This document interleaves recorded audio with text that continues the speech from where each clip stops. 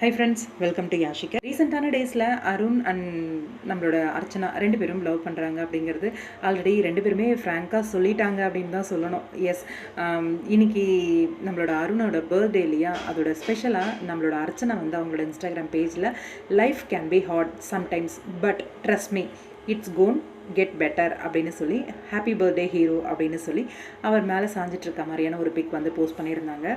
கொஞ்ச நாள் முன்னாடி அவங்களோட பர்த்டே அப்போ கூட 1 மணிக்கு தான் என்னோடய பர்த்டே வந்து கம்ப்ளீட் ஆச்சு அப்படின்னு சொல்லி போஸ்ட் பண்ணியிருந்தாங்க.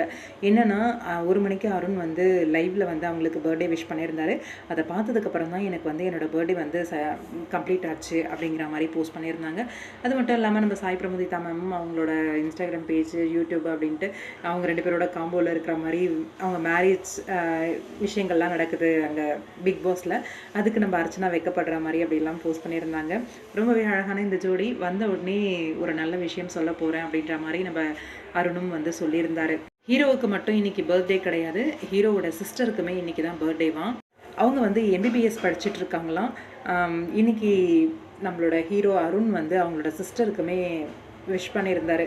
கொஞ்சம் லேட்டாக தான் விஷ் பண்ணுறேன், சாரிடா அப்படின்னு சொல்லி. டாக்டருக்கு படிச்சுட்டு இருக்காங்க அவங்க, கண்டிப்பாக ஒரு சூப்பரான ஒரு டாக்டராக வருவாங்க அப்படிங்கிற மாதிரி அவங்களுக்கு வந்து பர்த்டே விஷ் பண்ணியிருந்தாரு. ஹாப்பி பர்த்டே ஹீரோ, உங்களுக்கும் உங்களோட சகோதரிக்கும்.